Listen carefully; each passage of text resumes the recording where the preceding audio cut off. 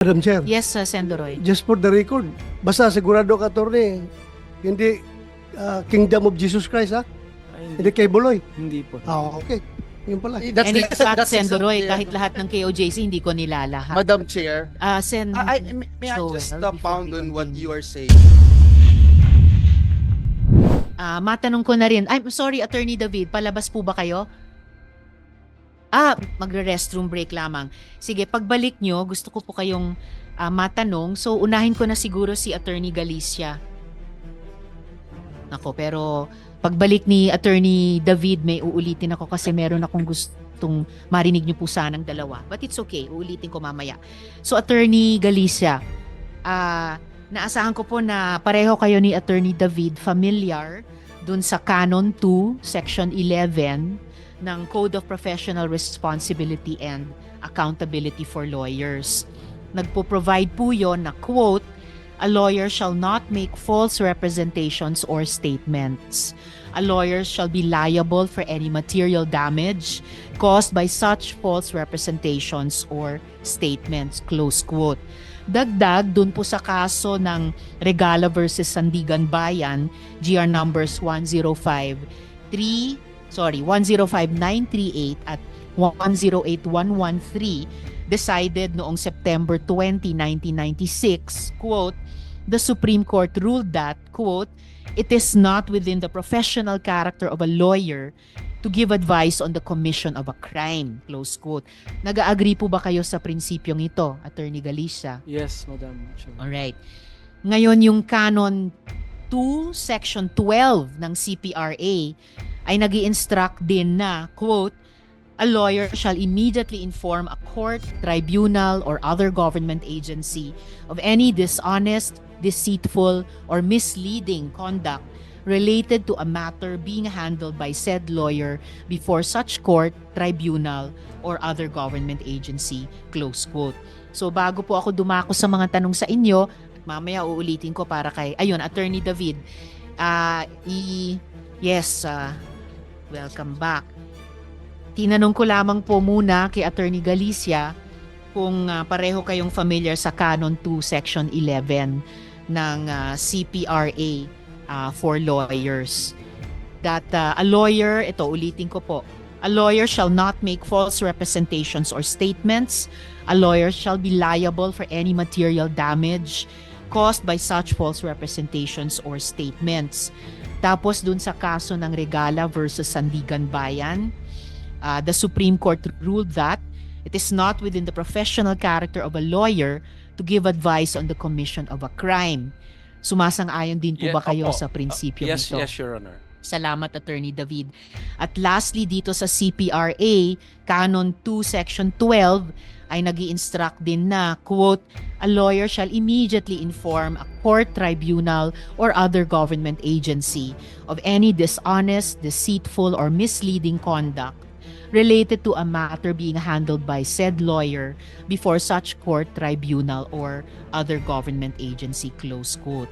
I am very aware of that, Your Honor. Maraming salamat, Attorney David. So, bago ako dumako sa mga tanong para sa bawat isa sa inyo, meron po ba kayong gustong sabihin sa komiteng ito?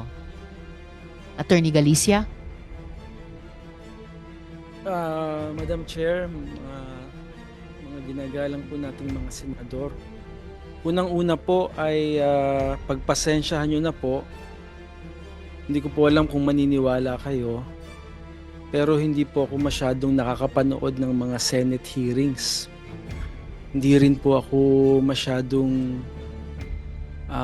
aware sa mga issues dahil marami na po akong hinahandle na mga personal cases ng mga clients ko. So, ang una ko pong gustong sabihin ay in truthfulness po, hindi ko po alam na may warrant si Mayor Alice Go. Hindi ko po alam kung paano ko po kayo makukumbinse, pero yun po ang totoo. Pangalawa po, kung meron man pong pagkakamali on my part na ma-identify ko po na inakala ko pong si Alice Go, hindi ko ho talaga alam na siya yon o hindi po siya yon. Basta't nagpakita po ng ID at inakala ko po na siya. Yun po yung aking masasabi. Madam Salamat Chair? po. Nagpakita po siya ng ano? Nagpakita po siya ng driver's license. Driver's license.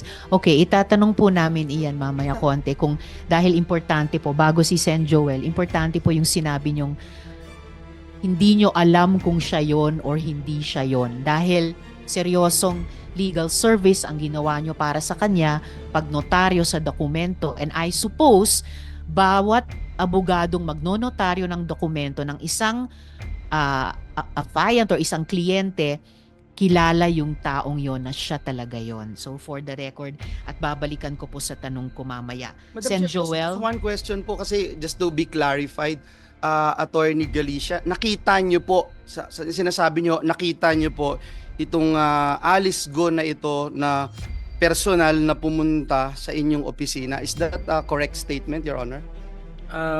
Sa ngayon po, hindi ko na po masabi kung talagang siya yung nakita ko. Pero hawig po. So, ibig sabihin po, inassume po ninyo na siya ito na nagpunta sa inyong opisina at nagpanotaryo po sa inyo. Alam nyo po siya yon kasi yun yung una, di ba? Kasi kung alam nyo na hindi siya yon, hindi nyo gagawin yon. So alam nyo na siya yon, nagpunta, nagpakita sa inyo, kaya nyo po ninotaryo. Tama po ba yung sagot na yun? At attorney, sabi nyo hawig. So hindi kayo totally unaware sa mga hearings or kahit sa mga paglimbag ng photo ni Alice Go sa mga dyaryo o hindi nyo totally hindi naririnig ang mga balita sa radyo dahil nasabi nyo pong hawig niya. So alam nyo yung pagkakamukha ni Mayor Alice. Nakikita naman po talaga yung itsura ni Mayor Go sa mga dyaryo, sa internet. Nakikita ko naman po talaga. Pero talaga yun lang ang aking perception. Mahirap po yata kasi, attorney, no? Dun muna tayo dun sa araw na August 14. Hindi po pwede na perception yung magiging batayan mo bago mo siya inotaryo. Dumating po yung tao, nakita mo po siya, kung ano man yung personal na mekanismo na iyong ginagawa bago ka magnotaryo, ginawa mo po yun. So, nung nakita mo po siya, alam mo na siya si Alice Go. Is that yes or no? Attorney, bago nyo sagutin, the Chair would like to acknowledge the presence of the Sen Grace. Salamat sa pagdalo. Please proceed, Attorney Galicia, sa tanong ni Sen Joel. Tinanong ko po kasi siya Mayor Alice Go, sabi niya sa akin, alis na lang po. Yun po ang sabi niya sa akin. That alone, yun na po yung pinaka fact-checking ninyo bago kayo magnotaryo. Dahil sinabi niyang siya si Alice, okay na? Ganun lang po ba yun? Sa totoo lang po, siguro error nga on my part, pero para po akong nagulat Nagulat po talaga ako na makakaharap po itong taong ito. Yeah. Bakit kayo nagulat? Kasi po, hindi naman po ako yung tipo ng tao na para puntahan po ng ganong klaseng mataas na tao. Yan, itatanong ko sa inyo yan mamaya konti. Wala ho bang nag-utos sa inyo? Basta na lang dumating yung pagkakataon na dumating po siya sa inyong lugar, umunta siya at nagpanotaryo o may tumawag ho sa inyo beforehand na may darating at magpapanotaryo sa inyo. Pwede ho bang banggitin nyo lang sa committee yung pangyayari, attorney? Meron lang pong nagsabi na kakilala na pumunta po ng opisina ko at hinihintay daw po ako para magpanotaryo. Sinong kakilala po yun? Yun pong, ang alam ko pong pangalan niya talaga, Alan. Alan ano po? Hindi ko po alam ang apelyido. Yup. If I may, relasyon niyo sa kanya? anong pagkakilala nyo dun sa Alan?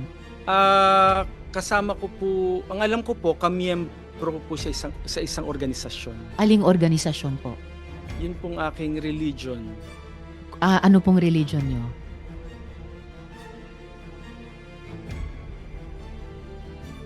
If you may. Pwede ko ba bang hindi sagutin? So, kasama nyo po sa isang relihiyon, si Sir Alan. Opo. Pero hindi nyo alam ang kanilang apelyido. Hindi ko po alam ang apelyido. Okay. So base po doon sa pagkakakilala nyo kay Alan, yun po yung dahilan kung bakit nyo in-entertain si Alice doon sa inyong opisina. Ang wala ho talaga akong alam na magpapanotaryo po siya ng kung sino. Ang sabi lang po ay magpapanotaryo daw. At saka kanina po, attorney, tinanong ni Sen Joel yung tungkol nga dun sa pagpapanotaryo nung Alice Guo sa opisina nyo. Pero actually, hindi sa loob ng opisina nyo, di ba? Dun lang siya sa sasakyan niya, yung Opo. Alice di umano na yon. Opo, dun lang po. Regular ba kayong ganyang magnotaryo na hindi nyo pinapapasok sa opisina? At saka 7 p.m. Gabi na po. Gabi na po. Oh, may ganyang, parang may ganyang special consideration ba kayo sa lahat ng mga kliyente nyo na pag magpapanotaryo, okay lang kahit gabi na, past office hours, tapos hindi papasok sa opisina nyo at dun lang nasa sasakyan niya? Actually po, parang nahiya po ako na pababain at paakyatin pa sa opisina ko eh. Kasi ang perception ko nga po, siya si Mayor Go. Bakit naman kayo mahihiya? Kami pong lahat na nagtatrabaho sa gobyerno, bababa kami sa sasakyan, aakyat sa opisina dahil meron kaming hinihinging serbisyo sa inyo bilang mga profesional. Tama Baka na starstruck kayo masyado kay Malamang Alice po ko. Talaga pong nagulat po talaga. Your Honor, Madam Chair, Sen Joel. sabi niyo po, hindi niyo kilala, hindi kayo nanonood, pero ngayon nahiyaho kayo na pababain siya doon sa sasakyan. Gabi na ho yun, Attorney Galicia. Attorney Galicia, yung pong inyong ninotaryo nakalagay po doon sa notaryo, Madam Chair, and I hope we can put it into the records of this committee. Ang nakalagay po doon, yung pong mga salitang subscribed and sworn before me. Uulitin ko po, subscribed and sworn before me. Yun po yung nakalagay sa dokumento, Madam Chair. And for the record, nagnotaryo po kayo, Attorney Galicia, na sinasabi nyo hawig kasi at hindi po sworn before you. Parang magkaiba po yun, Attorney. Mag-interject si Sen Sherwin. Actually, sunod na nakalista pagkatapos ng chair sa order of questioning at pinaka-pasensyosong naghintay. Tanong kay Attorney Galicia rin.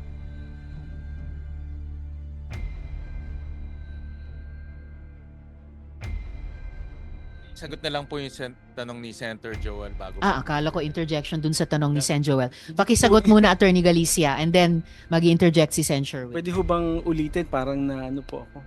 Kasi ho, nakalagay po dun sa Dun sa ano, dokumento nyo, subscribe subscribed and sworn before you. Pero sabi nyo nung una, hindi kayo sigurado at parang kahawig lang. Pero may binanggit din po kayo, kaya kayo nahiyang pababain dahil si Mayor Alice Go nga yun. So which is which? Actually, pareho po eh. Ano ho kasi talaga eh, nagulat po talaga ako sa kanya eh. Yun naman pong subscribed and sworn is, sabi ko nga po sa inyo, nawala na po ako ng parang nagulat po talaga ako dun sa nangyari eh. Attorney Galicia, bago mag-interject si Sen Sherwin, hindi nga ba mas importanteng siguraduhin yung identity nung nagpe-presenta sa inyong Alice Go dahil sa lahat ng issue sa kanya? Tama po. Naintindihan ko po yun pong sinasabi po ninyo, pero sabi ko nga po sa inyo, at that point in time, hindi ko na po naisip yun. Madam Ako, Chair, sayang, just sana to put naisip- on record, Madam Chair, Okay, Sen Joel, and then- magkaiba po Sen Sherwin. yung sinasabi ni Attorney Galicia, itim at puti, hindi ho talaga pwedeng pareho. Hindi ho po pwedeng pareho, no? Kaya unfortunately, Attorney Galicia, I would also remind you na in the 18th Congress dito po sa Senado, we passed Republic Act number 11594 na nagtataas ng parusa sa perjury. I just want to put that on record. Thank you. Salamat, Sen Joel. And one last bago si Sen Sherwin, briefly, niretain nyo ba may niretain ba kayong kopya ng ID na pinresent? At pinirmahan ba ni Alice Guo na yan yung notarial book ninyo as required by the rules? Wala naman pong pinapipirmahan ako na libro para po Hindi ba rules po yon? Pag tiningnan nyo po yun pong form na sinasubmit namin, wala naman dun pong format na nakalagay na kailangang pumirma ang nagpanotaryo. Ido-double check ko po yan, Attorney Galicia. Madam Chairman. Could be, and before I call Sen Sherwin and Sen Grace, DOJ, can you speak on that? Hindi nga ba rules na pag kami, kahit sino pong tao nagpanotaryo, pipirma sa notarial book, May rules ang- Yusek T. Yes, Madam Chair. May rules ang Supreme Court specifically para sa mga notaryo. At naalala ko, meron talagang requirement doon, no? May mga safeguards to. Kasama doon sa safeguard yung pag in evidence of identity, which is the ID, no? Hindi na pwedeng sedula lang, no? Kailangan ID talaga, current ID, government issued, may pirma at may litrato ng may hawak na ID. At bukod doon, isa din sa mga safeguards yung pipirma mismo sa notarial book yung nagpanotaryo. Hanapin namin ngayon yung specific provision at sabihin namin mamaya. Thank you so much, Yusek T. Sen Sherwin and then Sen Grace. Sundan ko lang po yung tanong ni Senator Joel at ni Senator Risa. Nasabi niyo, Attorney Galicia, na may tumawag ho sa inyong isang certain Alan na kasama niyo sa sa religion niyo ninyo. Hindi niyo rin ho matandaan kung sino itong Alan na ito. Tama po ba? Anong last name niya? Hindi ko lang po alam ang apelyido niya. Anong alam oras ko po siya tumawag sa inyo? Actually po, ang tumawag sa akin, sekretarya ko. Sekretarya niyo ang tumawag po Na sa inyo? naghihintay daw po sa law office. Sino ho ang tumawag sa inyo? Si Alan o yung sekretarya Yung niyo? sekretarya ko po. And then, Sen Sherwin, meaning nasa labas na kayo ng opisina noon, then bumalik pa kayo? Oho, kasi bumabalik naman po talaga ako ng opisina. Malapit lang ang bahay ko sa opisina. Okay, salamat, Sen Sherwin. thank you. And then, si Alan ang tumawag sa inyong sekretary. Ang tumawag sa akin po yung sekretary ko na may naghihintay daw na magpapanotaryo. Si Alan ho, sino tinawagan niya? Tinawagan, wala naman po akong sinabing tinawagan ni Alan. Ang sinasabi sekretary ko po, niyo. Ang sekretaryo ko po ang tumawag Tumawag sa inyo. Kanina narinig ko, sabi niyo may tumawag sa inyong Alan. Hindi ho, ang tumawag po sa akin yung sekretarya ko. Sino po ang tinawagan ni Alan? Wala po akong sinabing tinawagan ni Alan. Kanina ho may Alan. Sino ang kausap ni Alan? Ay, baka wala po ako, hindi po kami nagkausap noon. Paano inarrange nung Alan na kayo ay magnonotaryo sa dokumento ni Mayor Alice? Doon lang po sa office ko. Naghihintay po daw siya doon para Nag-walk-in po siya? Oo, nag-walk siya. Okay, thank you, Sen Sherwin. So, si Alan nag-walk-in sa inyong opisina at sinabi po sa inyong secretary na ano ho ang sabi sa inyong secretary? Magpapanotaryo daw po siya. Hihintay niya daw po Siya ako. mismo, Yun hindi ang si sabi Alice sa Go. akin. Wala naman pong sinabing Alice Go. Walang sinabing Alice Go. Wala pong sinabi. Siya ang magpapanotaryo. At tumawag sa inyo yung secretary ho ninyo. Anong oras ho tumawag ang inyong secretary sa inyo? Siguro mga ano po yun, mga alas 4 Alas 4. ng hapon. At sabi niya may magpapanotaryo at si Alan ang magpapanotaryo. Tama ho? Yun po ang sabi. Ang sabi ng secretary niyo. Tama? Basta may naghihintay po sa akin na magpapanotaryo daw po si Alan. Yun po Okay. ang sabi. At kahit hindi niyo ho kilala ito dahil ka religion niyo, bumalik ho kayo sa inyong opisina. Kasi normally po talaga bumabalik po ako sa office. Nang ano oras ho yung nung bumalik ho kayo? Depende po kasi nga po, kinukuha ko yung mga files na gagawin ko para sa kinabukasang hearing o kung anumang mga pendings ko. Madalas po talaga ako, bumabalik po talaga ako sa opisina. Okay. At So, hindi niyo hindi- na nakita si Alan. Si Alice Guo na ang nakita niyo. Hindi, andun po siya, tinawag niya po. Andun pa si Alan. Tinawag niya po ako eh. Hindi ko naman po lalapitan yun kung hindi ko naman nakita si Alan. So andun pa ho si Alan. Nandun po Okay. siya. And kinuha niyo ho kung anong pangalan niya, anong apelyido niya. Siyempre, bigla nila may walk-in na lang ho Hindi po. doon eh. Dahil nga po, nakilala ko na po siya dati. Pero hindi niyo ho tinanong kung anong apelyido niya. Hindi ko ho normally tinatanong kasi sa amin po marami pong pagkakataon na makikilala mo yung mga kagrupo namin nang hindi mo naman natatanong kung anong apelyido. Ano ang sabi ho ni Alan? Obviously, hindi ho siya yung nagpanotaryo, di ba? Ano ang sabi ho sa inyo? Sabi po, may magpapanotaryo si Mayor. Yun lang ho ang Yun sinabi lang niya. po ang sabi. At nung nakita nyo, narinig ko kay yung tanong ni Senator Risa, hiningi nyo yung ID. Binigay Anong- niyo po yung ID. anong Driver's license po yun. Meron ho kayong photocopy ng ID na yon? Meron po, nandun po, kasama po dun sa dokumentong ninotaryo ko. Kasama doon. Pero hindi nyo ho pinaperma si Alice Guo doon po sa libro. Hindi ko po napapirma sa libro kasi ang alam ko po talaga sa form na sinasubmit ko sa notarial section, wala naman po dong form portion na kailangang papirmahin po yung nagpapanotaryo. Dala nyo ba yung Xerox copy ng ID ni Alice Guo? Wala po akong dala eh. Pwede nyo ba hong sabihin sa inyong secretary na picturean at padala ho dito? Para Papapicturean ko. para po Sige po. makita ho natin Sige, ngayon. papadala ko po. Oo. Madam Salamat sa Sen. Sherwin. Bago ko ibigay kay Sen. Doroy,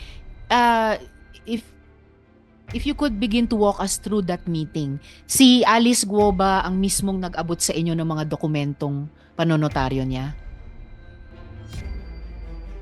Si Alan po ang nagbigay sa akin nun. Okay, so yung Alice Guo nandun sa sasakyan, binigay niya yung dokumento kay Alan, binigay nung Alan sa Sa inyo. Okay, and then, so paano nakapanumpa yung Alice Guo? Hindi na po siya nanumpa sa akin. Sir, attorney, lahat po kami, pag magpapanotaryo, kailangan po kaming manunumpa. So, hindi na nga po siya pumirma sa notarial book, hindi pa siya nakapanumpa. Okay, pagkatapos inabot nung Alan sa inyo, yung mga dokumento, pumasok kayo sa opisina nyo para inotaryo, tama po? And then, lumabas kayo ulit para ibigay sa kanya yung notaryadong dokumento na, tama po? Hindi na po ako bumaba kasi may mga ginawa na po ako dun sa office ko. Hindi ko na po alam kung anong nangyari. So, paanong nakarating mula sa inyo dun sa Alice Guo? Yung Kinuha notarized po ni document? Alan. Yung Alan ang sumama sa inyong umakyat sa Umakyat opisina. ako. Siya na po yung nagbaba nito at you presume ibinigay dun sa Alice Guo. Patawag Okay natin po. si Alan. Yes, madam. Yes, Sen. Grace, we will do that. Just, mimisteryoso ako, parang masyado namang alagang-alaga nyo yung Alice Guo na iyan. Hindi naman just po. to see. Wala po akong ganong intention. Wala Okay, po well, talaga. intention is one thing, pero ngayon pa lang parang may dalawang lapses na, yung di pagpirma sa notarial book and then yung hindi pagpapanumpa. So, sorry, Madam Chair, just to put on record lang. Oo, Nilagay then I'll po- call Sen. Grace nga pala and then Sen. Doroy. Nakalagay lang po, just to put on record, doon po sa dokumento, subscribe and sworn before me. Tapos binanggit po ng ating attorney resource person na hindi po nanumpa sa kanya. Just for the record. Yes, salamat Sen. Joel. So, just before I call Sen. Grace and Sen. Doroy, during this hearing, Attorney Galicia, mukhang importante talagang tanungin kung ano yung sinasabi niyong relihiyon nyo. Kasi it's just a matter of fact. Tapos yung apelyido ni Alan, baka pwede nyo ring ipatanong sa secretary nyo kasabay nung pagpapadala nung kopya nung driver's license nung Alice Guo na hiningi ni Sen. Sherwin, yung apelyido din nung Alan. So, Sen. Grace and then Sen. Doroy. Thank you. First up, before I begin my questions, comments lang. Sa DOJ, kung katulad nito, nakita natin na may lapses yung ating notaryo. No? Parang hindi niya ginagawa yung tamang proseso para mag-verifika. Ano ba ang penalty dyan? Nakakancel ba yung pagka-notary niya o abogado pa naman? Madam Chair, may penalties po dito sa Korte Suprema. Maaari po siyang ma-subject to administrative case sa Supreme Court na isa na sa mga paksa ng kaso na yun ay ang pagkansela ng kanyang notarial register, but bukod doon, maaari din siyang humarap sa disciplinary proceedings. Kasi medyo mabigat po ang responsibilidad ng notaryo. Lalong-lalo na alam na nga yung mga issues na nangyayari, pero ang dami pa rin hindi nasunod na proseso.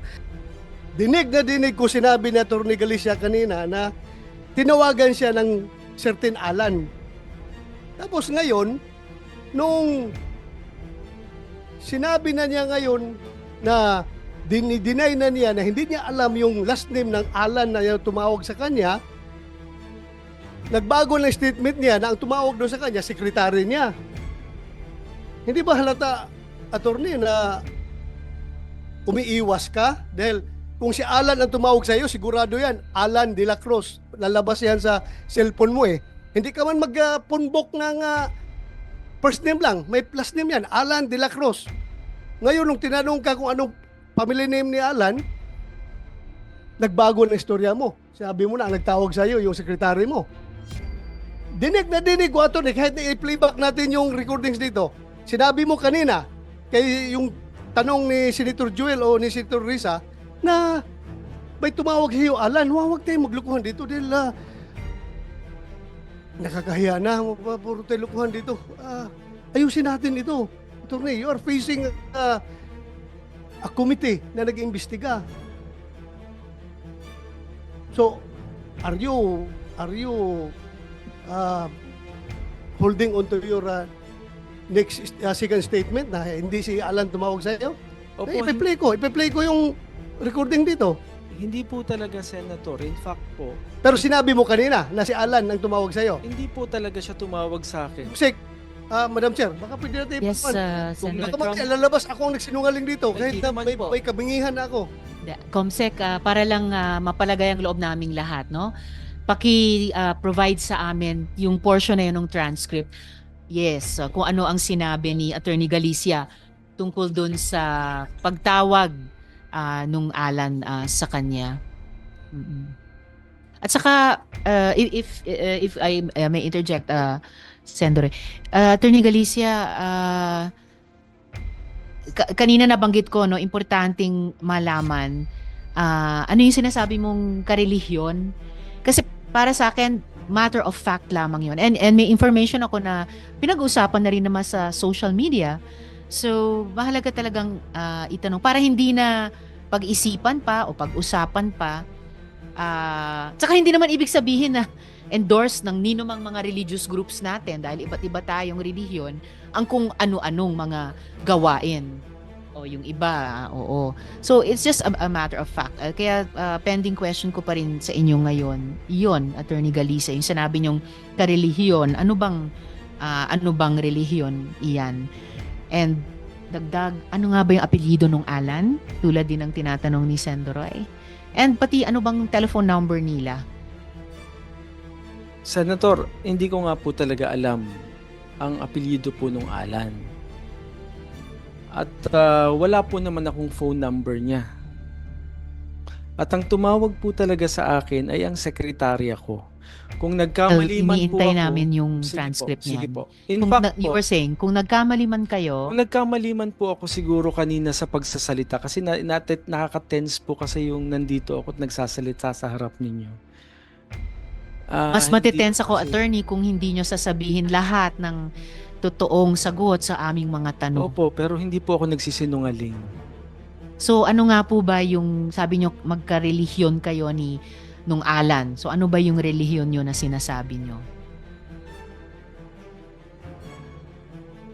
Ah,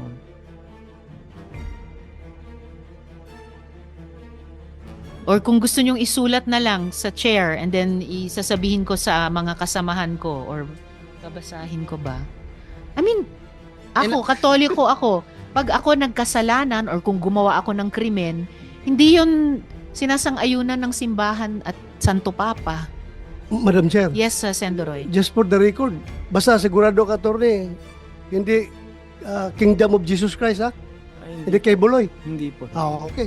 Yun pala. And in fact, Sendoroy, exactly- kahit lahat ng KOJC, hindi ko nilalahat. Madam Chair, Sen, may I Joel, just before pound we on what continue. you are saying? Kasi Attorney Galicia, baka kasi akalain ng lahat, kahit banggitin na po, lalo ngayon na parang nagkaroon ng lal bago banggitin yung relihiyon, wala akong kinalaman yung relihiyon na sa anumang gagawin po natin dahil sariling desisyon po natin yon.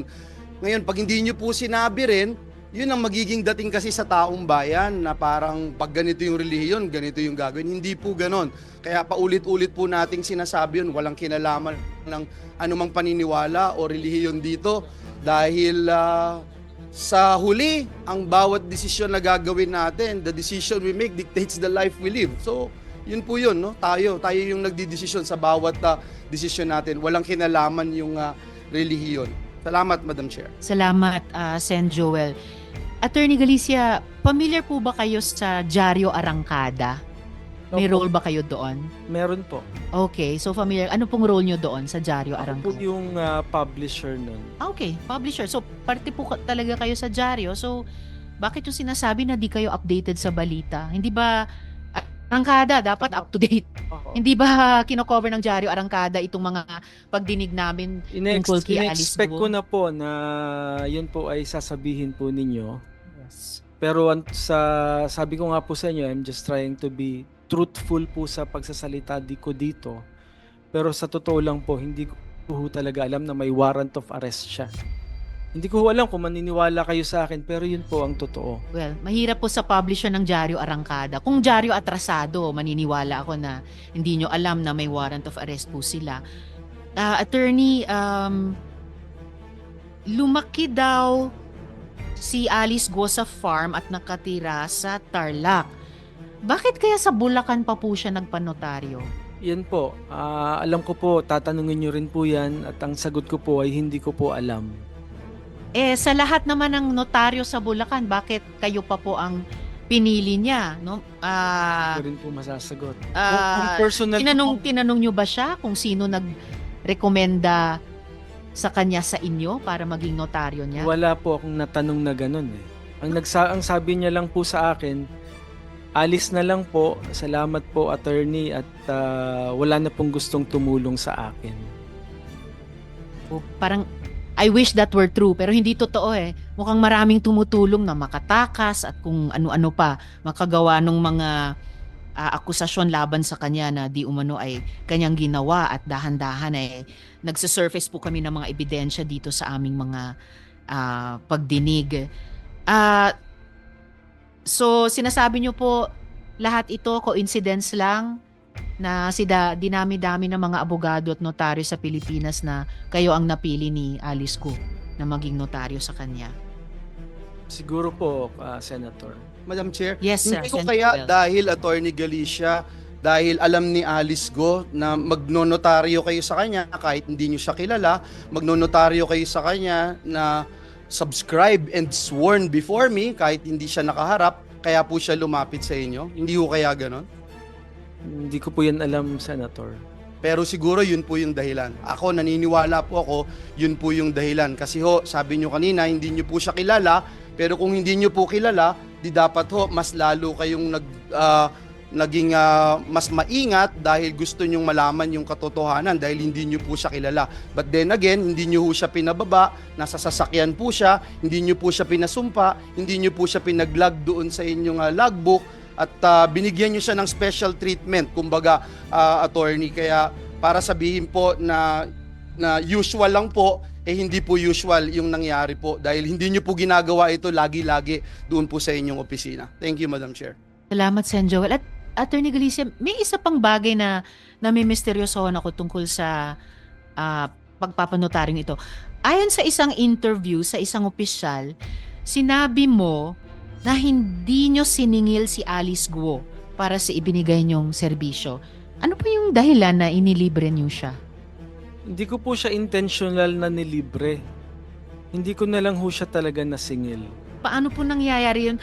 Naku sir, ang mga abogado, mga profesional, masinop, di ba? Ayan, may mga nagwo-walk out na po at hindi na nakakayanan.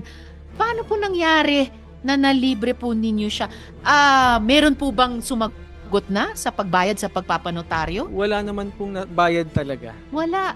Paano po magsusurvive ang bawat firm or opisina ng mga abogado o notaryo kung hindi po masinop, no? Kahit sa ganitong Marami po ako actually nanonotaryong wala namang bayad. Okay, pero dito kami pinaka-interesado sa taong ito na ninotaryohan nyo ang mga dokumento na hindi nyo pinasumpa, hindi nyo pinapirma sa notarial book, hindi nyo pinababa sa kanyang sasakyan para umakyat sa opisina nyo at nalibre nyo pa sa huli. At inuulit ko po, Attorney Galicia, yung hiling ni Sen Grace, hinihiling na rin po ng chair, paki-submit in writing kahit sa COMSEC namin yung inyong sinasabing relihiyon na magkarelihiyon kayo ni Alan. Tungkol pa rin sa notarization ni Attorney Galicia, USEC-T, ano po yung mga epekto nitong parang irregular na notarization sa mga filings ni Alice Guo? Ang interest ko dyan, ibig sabihin ba mas bibilis ang pag-andar ng mga kaso? May hearing po tayo mamayang hapon para sa preliminary investigation. 2 p.m. ang schedule. Isa sa mga pag-uusapan na doon sa hearing na to ay ang status ng motion to reopen case with motion to admit counter affidavit ni Alice Guo. Ipapaubayan na lang namin sa prosecution panel kung anong magiging pasya nila dito. Pero para sa akin, matimbang tong mga nabunyag dito ngayon, ano, na may problema tayo sa pagnotaryo ng counter affidavit ni Alice Guo, at bukod doon, galing sa kapatid niya mismo na kasama si Mayor Alice na lumabas ng bansa. Salamat, Yusek T. Nako, 2:00 pala yun. I hope hindi nyo kailangang puntahan yon kasi okay, malapit na po kayong mahuli kung sakali. Sige, bago yung mga tanong naman para kay Attorney David, isang follow-up question kina Director Casio ng PAOK kaugnay nung ipinakita natin kanina kay Miss Sheila na passport saka stamps. Na-confirm nyo po ba ng PAOK na sina Alice at Sheila Guo ay talagang pumasok sa Kuala Lumpur noong July 18 mula sa Denpasar? Kasi ang tatak dun sa passport niya ay Sabah. So paano posibleng nasa dalawang parehong lugar sila sa Malaysia, KL at saka Sabah sa parehong araw na July 18? I am also caught unaware as to how that happened, Madam Chair. In fact, when you showed the picture, I had to confirm with my counterparts in Malaysia, and they stand by their statement that she was in Kuala Lumpur, July 18, 12:10 or thereabouts in the morning, coming from Denpasar, Bali. So, ayon sa Malaysian Immigration Authorities, 12:10 ng madaling araw, nasa KL. I am not quite sure about the specific time, but she arrived in Kuala Lumpur from Denpasar, Bali, early morning of 18. Early morning of 18 from Denpasar, Bali. And yung stamp nung pagdating niya di umano sa Sabah ay ibang oras? I was not able to take a look at the document, Madam Chair. Okay. But then again, my colleague, my counterpart in Malaysia is insisting that she presented herself in Kuala Lumpur, July 18. Okay, so kailangan nating at least dalawang bagay, siguruhin anong oras siya di umano dumating sa Sabah. And pangalawa, kung parehong oras na nasa KL siya or masyadong magkalapit na oras, bukod sa pagtatanong kanina sa NBI kung may doppelganger or look-alike si Alice Guo, don't tell me, itatanungin pa natin kung may look-alike o doppelganger si Miss Sheila. So, mga tanong naman kay Attorney David. Attorney, sa mga statements nyo sa media, binanggit nyo na nag-exchange kayo ng mga recent calls at maraming recent calls kay Alice Guo. Saan po kayo nagtatawagan? Sa internet to, iba-iba. Sa internet.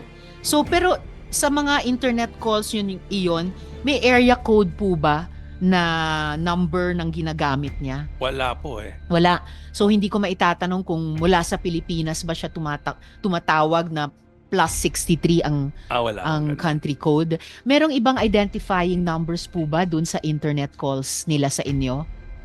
Pwede mo ma-check para sigurado? Paki-check. Actually, it's good you ask that kasi itatanong ko talaga kung una, sino ang provider? Globe Smart dito? Sino po ba ang internet service provider dun sa internet calls nyo ni Mayor Alice?